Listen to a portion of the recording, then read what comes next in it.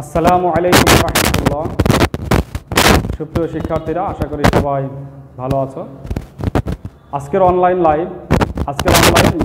Math video ক্লাসে উপস্থিত সবাইকে স্বাগত জানিয়ে শুরু করছি। আমি সৌরভ মাহমুদ, সৃষ্টি central school and college, Rajshahi. আমরা সিলেবাস শেষ করে ফেলেছি। দ্বিতীয় সেমিস্টারের রিভিশন চলছে। সিরিয়াল ধারাবাহিকভাবে আমরা রিভিশন করছি। গতদিন আমরা নবম অধ্যায়ে রিভিশন করেছি। আজকে একটা সৃজনশীল আমরা প্র্যাকটিস করব 16.2 অধ্যায় থেকে।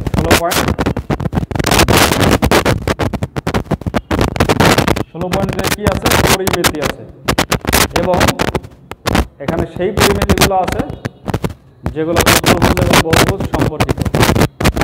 আজকে আমরা প্রদত্ত শীটের 1 নম্বর সৃজনশীল করব। তোমাদের 16.2 এর উপরে একটা সৃজনশীল শীট দেওয়া হয়েছে, যেটা স্কুল থেকে সংগ্রহ করতে পারবে, অথবা ইটিআর এর মধ্যে থেকে তোমরা এটা ডাউনলোড করতে পারবে। তো যে প্রশ্নটা আছে সেটা আমরা প্রথমে করি। একটি জমির দৈর্ঘ্য প্রস্থের 3 গুণ।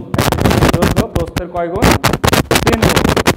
যেহেতু জমির দৈর্ঘ্য প্রস্থের 3 গুণ, তাহলে আমরা কাকে ধরবো? জমির দৈর্ঘ্যকে না প্রস্থ? আমরা ধরবো জমির প্রস্থ। দৈর্ঘ্য হবে 3 গুণ, 3x। জমির বাহিরে 2 মিটার চওড়া রাস্তা আছে। জমির বাহিরে 2 মিটার চওড়া রাস্তা আছে। জমির ক্ষেত্রফল 363 বর্গ মিটার। শস্য রক্ষার্থে জমির চারদিকে ও জমির কর্ণবরাবর ফিতা টানতে হয়। প্রতি মিটার ফিতা টানতে খরচ হয় 5 টাকা। পরিসীমা বরাবর মানে পরিসীমা এবং কর্ণ বরাবর কর্ণ, প্রতি মিটার ফিতা টানতে খরচ হয় 5 টাকা। ক নম্বর প্রশ্ন হচ্ছে জমির প্রস্থ নির্ণয় করো। আমরা প্রথমে একটা করে করি। ক নম্বর, জমির প্রস্থ নির্ণয় করতে গেলে আমাদের প্রস্থটা ধরতে হবে। ধরি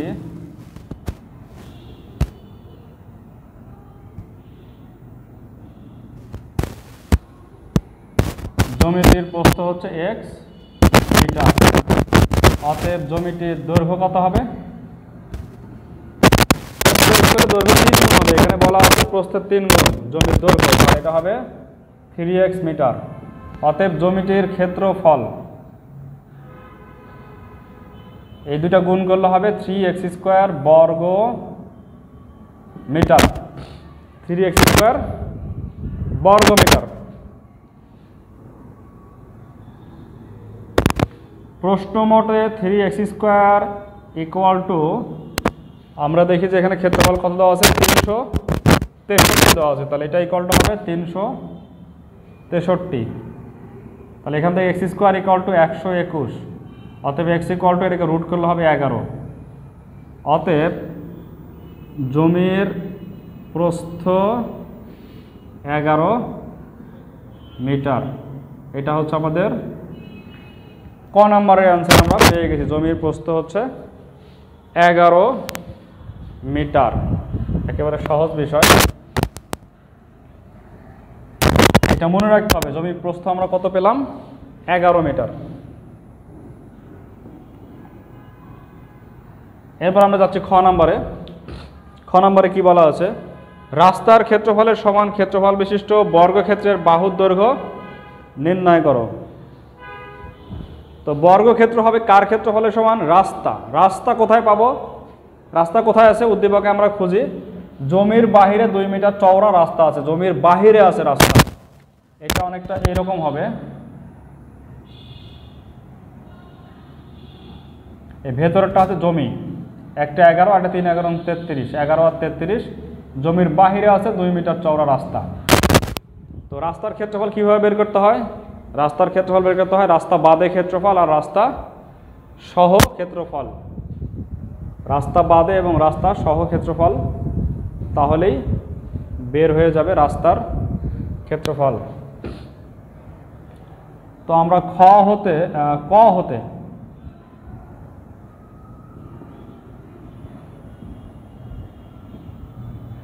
ক হতে পাই জমির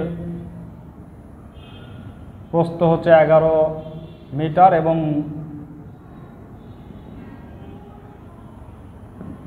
জমির দৈর্ঘ্য আমরা পেয়েছি কত, 33 মিটার, এবং ক্ষেত্রফলও পেয়েছি। ওখানেও ছিল, এই দুটো গুণ করলে 11 এবং 33 গুণ করলেও হবে, ওই দুটা থেকে ওখান থেকে নিতে পারি আমরা এত বর্গ মিটার। এটা গেল হচ্ছে জমি, যেটা ভেতরের অংশ। রাস্তা সহ বের করবো আমরা এবার। রাস্তা সহ জমির দৈর্ঘ্য বের হবে এবং রাস্তা সহ জমির প্রস্থ। রাস্তা কয় দিকে আছে, চারিদিকে আছে, আর দৈর্ঘ্যের 2 দিকে, প্রস্থের 2 দিকে, মোট 4 দিকে। এই জন্য 2 দিকে দৈর্ঘ্যের সাথে যোগ হবে 33-এর সাথে 2 গুণ 2, এখানে সমান সমান হচ্ছে 37 মিটার, আর প্রস্থের সাথে যোগ হবে 2 গুণ 2 সমান সমান 15 মিটার। তাহলে দৈর্ঘ্যের সাথেও গুণ হলো, প্রস্থের সাথেও, দৈর্ঘ্যের সাথেও যোগ হলো, 2 পাশে 2 2 4, প্রস্থের সাথে। তাহলে অতএব রাস্তা সহ জমির ক্ষেত্রফল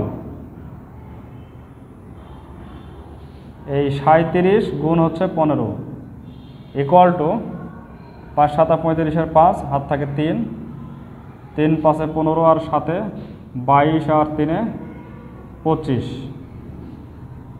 25 3 3 525।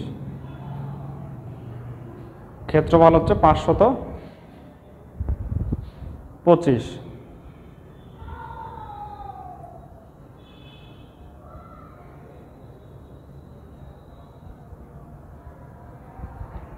সাঁইত্রিশ গুণ 15 525, এটা হচ্ছে বর্গ মিটার।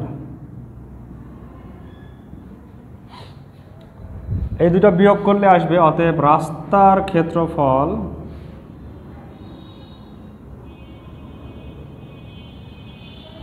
দুটা বিয়োগ, রাস্তা সহ যেটা আছে সেখান থেকে বাদ দেব রাস্তা বাদে, তাহলে 2 9 192। এটা কি আসলো, রাস্তার ক্ষেত্রফল আসলে 192 বর্গ মিটার। আর এখানে বলা আছে যে ওই বর্গক্ষেত্রের বাহুর দৈর্ঘ্য নির্ণয় করো। ওই বর্গক্ষেত্রের ক্ষেত্রফল 192 বর্গ মিটার, এটা উত্তর দেওয়া আছে। আর বাহুর দৈর্ঘ্য নির্ণয় করতে হলে কি করতে হবে, যে অতএব এই ক্ষেত্রফলটা কার সমান, অতএব বর্গক্ষেত্রের ক্ষেত্রফল ইকুয়াল টু 192, কারণ বলা আছে যে বর্গক্ষেত্রের ক্ষেত্রফল রাস্তার ক্ষেত্রফলের সমান হচ্ছে বর্গক্ষেত্রের ক্ষেত্রফল, এই জন্য এটাও হবে 192 বর্গ মিটার। অতএব বর্গক্ষেত্রের এক বাহু, বর্গক্ষেত্রের এক বাহু হচ্ছে আমরা জানি রুট হবে, কারণ a স্কোয়ার সমান 192, তাহলে রুট 192। 192কে রুট করলে যেটা আসবে সেটাই উত্তর।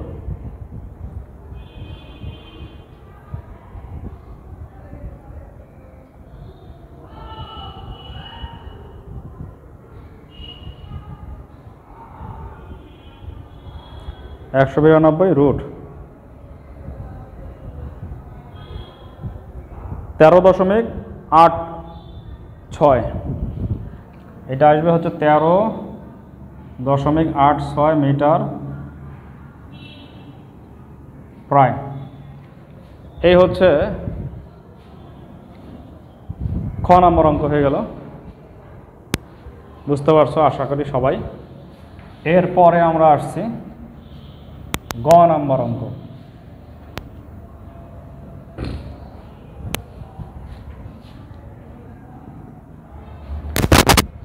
গ নম্বরে বলা আছে যে জমির চারদিকে ও জমির কর্ণ বরাবর, এটা জমির কথা বলা আছে, রাস্তা বাদ, শুধু জমির চারদিকে ও জমির কর্ণ বরাবর ফিতা টানতে যে খরচ হয় সেটাকে বের করতে হবে। তো আমরা ক হতে পাই জমির দৈর্ঘ্য 33 মিটার, জমির প্রস্থ 11 মিটার।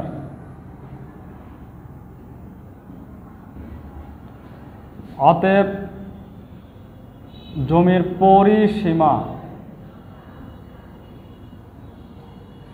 সূত্র 2 ইন্টু দৈর্ঘ্য প্লাস প্রস্থ, তাহলে 44 দুগুণ 88 মিটার। আবার জমির 2 কর্ণের দৈর্ঘ্য, যেহেতু কর্ণ বরাবর তো কর্ণ থাকবে দুইটা, 2 কর্ণ, 2 into root 33 square plus 11 square. এখান থেকে আমরা জমির 2টা কর্ণের দৈর্ঘ্য পাবো একসাথে।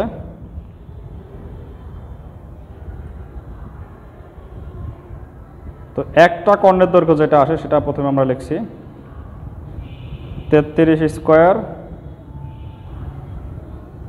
প্লাস 11 স্কোয়ার, এটা আসবে 34.785, 2 গুণ 34.785। এটাকে আবার যদি আমরা 2 দিয়ে গুণ করি,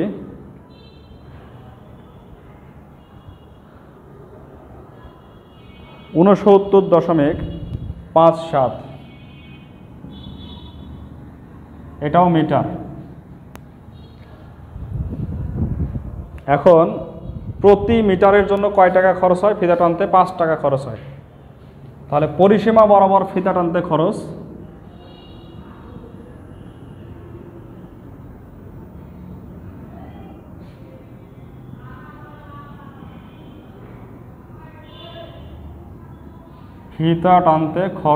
আরেকটা হচ্ছে কর্ণ বরাবর ফিতা টানতে খরচ। একটা হচ্ছে পরিসীমা বরাবর, আরেকটা কি কর্ণ বরাবর ফিতা টানতে খরচ। তো পরিসীমাটাকে আমরা গুণ করব 5 দিয়ে, আর এখানে কর্ণ 2টা যে আসলো তাকে গুণ করব 5 দিয়ে। 88কে 5 দিয়ে গুণ করবো, আর একটা হচ্ছে এটাকে 5 দিয়ে গুণ করব।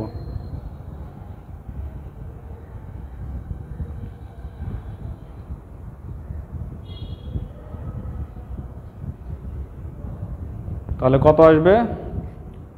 88 গুণ 5 440, একটা আসলে হচ্ছে 440 টাকা, আরেকটা আসবে হচ্ছে 69.57 গুণ 5, এটা হচ্ছে 347.85, 347.85 টাকা। তাহলে তাদের অনুপাত কত হবে? অতএব খরচের অনুপাত ইকুয়াল টু 440 থাকবে উপরে, আর ভাগ হচ্ছে 347.85। এটা করলে উত্তর আসবে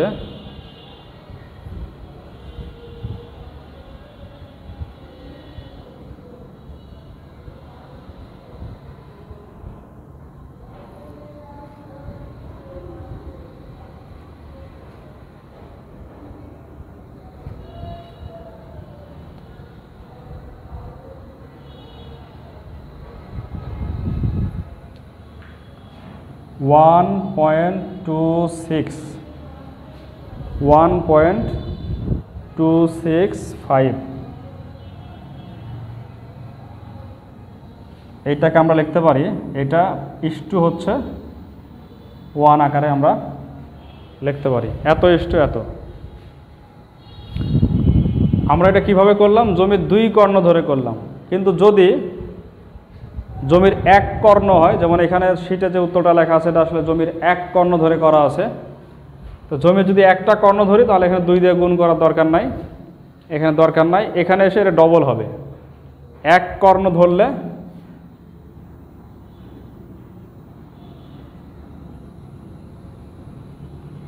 তখন উত্তর আসবে 2.53, এটা দ্বিগুণ হবে 2.53:1। আমরা 2 কর্ণ ধরে করলাম, কারণ কর্ণ বরাবর এটা একটা অস্পষ্ট বিষয় যে আসলে কয়টা কর্ণ। তো 2 কর্ণ ধরলে একটা উত্তর হবে এটা, আর 1 কর্ণ ধরলে আরেকটা উত্তর হবে। 2 কর্ণ আর 1 কর্ণ, যাই হোক দুইভাবেই করে রাখো, পরীক্ষায় ক্লিয়ার করা লাগবে যে আসলে কয়টা কর্ণ। তো আজকে এই পর্যন্তই। আমরা আজকে একটা অঙ্ক করলাম। তোমাদের হোমওয়ার্ক থাকবে হচ্ছে এই শিটেরই 2 নাম্বার অঙ্ক হোমওয়ার্ক থাকবে। এটা শিডিউলে লেখা আছে যে শিটের 2 নাম্বার হোমওয়ার্ক, সবাই 2 নাম্বারটা হোমওয়ার্ক করবে। শিট কোথায় পাবে? স্কুলে পাবে, ইকেআরে পাবে। তো সবাই ভালো থেকো, আবার দেখা হবে ইনশাআল্লাহ পরবর্তী ক্লাসে। আসসালামু আলাইকুম ওয়া রাহমাতুল্লাহি ওয়া বারাকাতুহু।